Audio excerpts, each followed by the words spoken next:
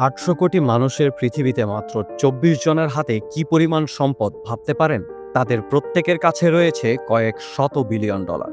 যদি আমরা তাদের সম্মিলিত সম্পদ হিসাব করি, তাহলে তা এমন একটি সংখ্যা হবে যা কল্পনা করাও কঠিন।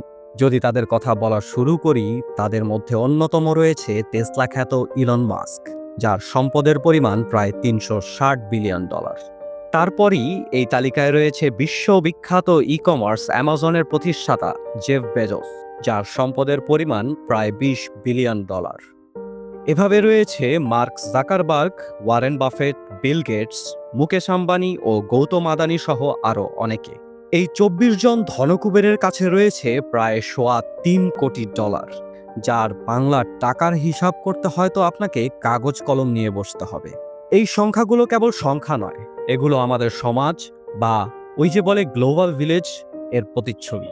এই বিপুল পরিমাণ অর্থ দিয়ে অনেক দেশের কয়েক বছরের পুরো বাজেট তৈরি করা সম্ভব।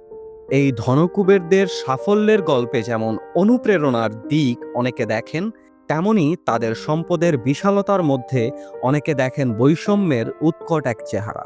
এই বিপুল সম্পদ বৈষম্য আমাদের পৃথিবীর এমন এক দশাকেও মনে করিয়ে দেয়, যেখানে প্রতিদিন প্রায় ৯০ কোটি মানুষ না খেয়ে ঘুমাতে যায়।